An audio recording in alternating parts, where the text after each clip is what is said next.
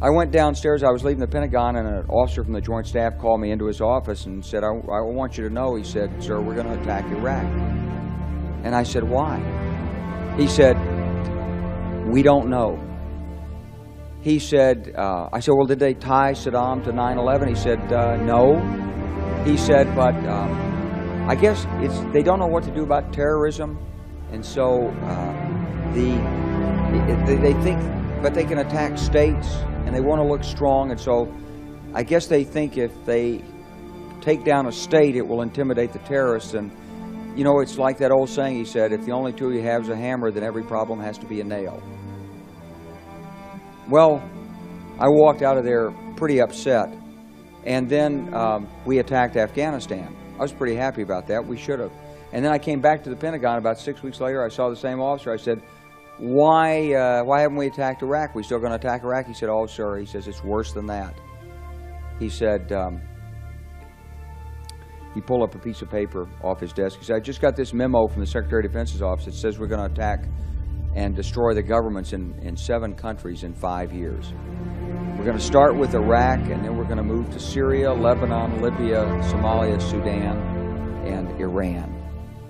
They wanted us to destabilize the Middle East, turn it upside down, make it under our control. Far too long now, and the rest of Congress, including the executive branch of government, along with the judicial and legislative, have turned your back on the American people and their core values and principles. I can say with great confidence and speak on behalf of all Americans that your actions against this country are treasonous. All of you, against the will of the American people, have aided and abetted the enemy. You and the rest of Congress, including the President of the United States, have went against the will of your people. In Syria, regardless of your position and vote, whether it is a yes or no, is still a political smokescreen. I believe wholeheartedly you do not care about the will and well-being of America or its people. You lied to the American people about the chemical attacks in Syria.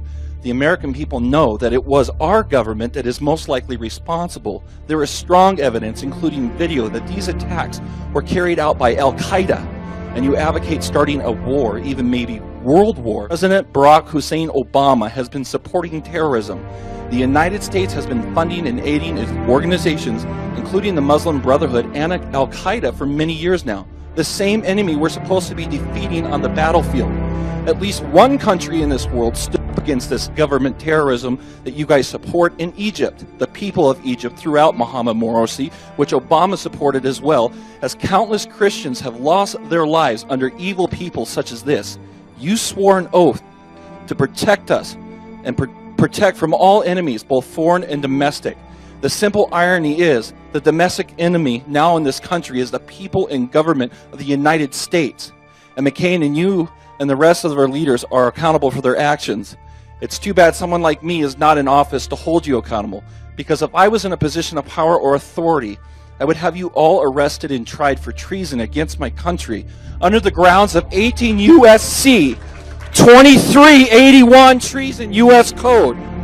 Whoever owing allegiance to the United States levies war against them or adheres to their enemies, giving them aid and comfort within the United States or elsewhere, is guilty of treason. That is the code. The American people are sick of it. This country rose up against you recently. The ratio, hang on, I have a right of free speech, I can finish. The American people opposed to going to war with Syria, which includes many Marines and other veterans by the thousands, was 499 to 1. That is 99% of the people of this country.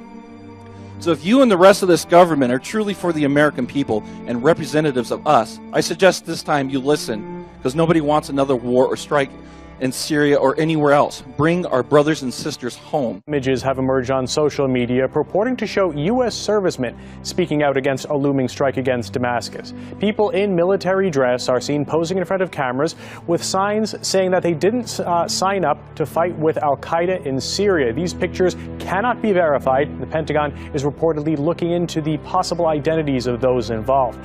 For some perspective on that, I'm joined by Gordon Duff, a Marine Corps veteran and editor of the independent news website Veterans Today. By this time, 13 years of war, people in the military have no faith in anything the government has to say at all.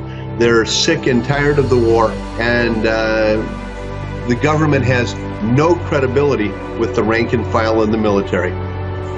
What do you make of the fact that Washington is backing Syrian rebels who are fighting alongside militant groups, some of them linked to Al-Qaeda? You know, it's something that we are noticing every single day. You're asking about the danger of escalation, really, with Russia and China. I think it's very, very serious. And I think the markets are telling us that. I think the price of oil is telling us that, because it's really a big thing. So you can't ignore that. No, I don't. I think it's a false flag. I think really, indeed, and it's big risk. This can escalate, and Russia could get involved. What if there's an accident and 100 Russians get killed by our bombs? Who knows? Some type of unintended consequences. Wars always expand. We do not need a war in Syria. The war in Syria is a hoax. Just like the war in Iraq was a hoax under Bush, the war in Syria is a hoax under Obama. He's talking preemptive strike, the same as Bush. He's talking sending in troops, the same as Bush. The difference is that once we start a war in Syria, it's not just a war with Syria. Russia will be called into Syria's defense.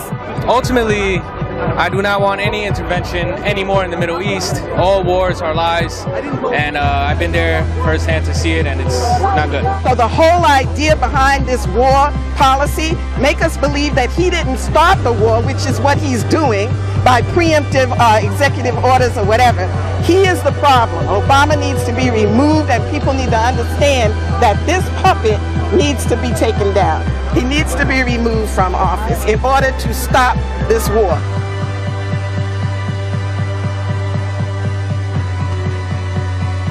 Many people in the audience clearly not buying it. Why are we not taking care of our own people? 85% of U.S. citizens do not want this third war. I cannot fix their home. You cannot come into my house and fix my home unless I fix it myself.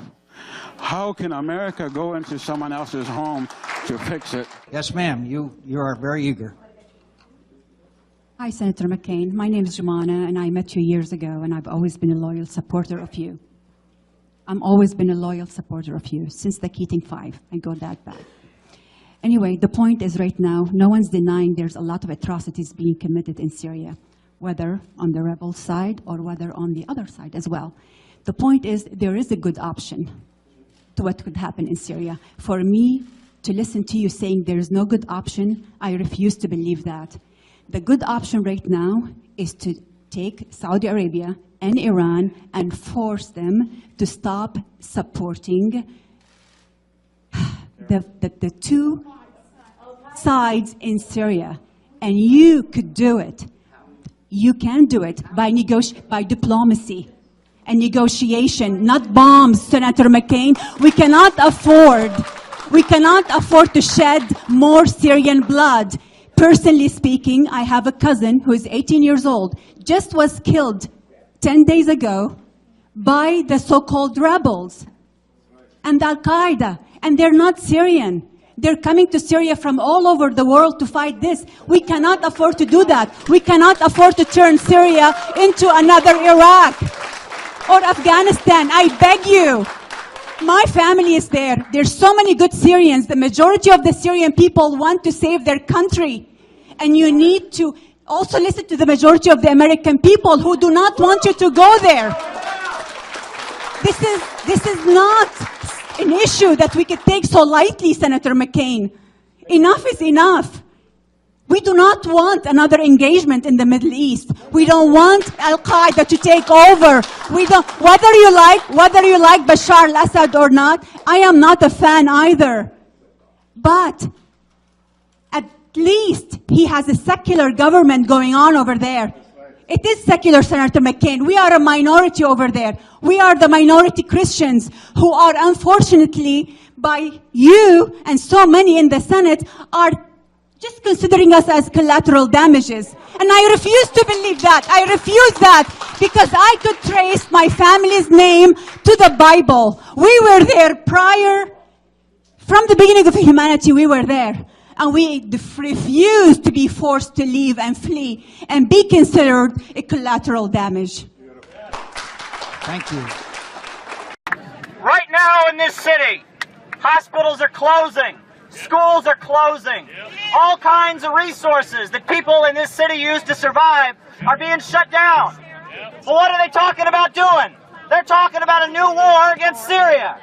How much money is every single one of these missiles going to cost? At least $1 million. That could be teachers. That could be nurses. That could be doctors. But instead, it's going to a war. Do we want that? No. And now, you know, there have already been 100,000 people killed in this war in Syria. And they've been killed because our tax dollars are going to fund the Syrian rebels. A lot of these Syrian rebels aren't even from Syria. They're from places like Qatar, places like Jordan, places like Libya, and they've been shipped in. Syria was a peaceful country, and now there's a civil war going on. And the United Nations has reported that these rebels in Syria, funded by our tax dollars, are recruiting children as young as 11 and 12, and they're recruiting them and using them to kill people in Syria. Chemical weapons have been used by the Syrian rebels. They've used them. Carla Del Ponte from the United Nations has confirmed that. They're using sarin gas, and they're killing innocent people in Syria with our tax dollars. And the reason that they're talking about striking Syria right now, the reason they're talking about striking is because those rebels are losing. Why are they losing? They're losing because the people of Syria don't support them. They don't support foreign importing insurgents trying to tear up their country. And that is why Obama wants to send the missiles to do what the rebels can't do because they don't have support on the ground. We want the people of Syria to run Syria. We want money for jobs and schools and education, not a new war. I'm with FIST, Fight Imperialism, Stand Together, and you can check us out. Thank you.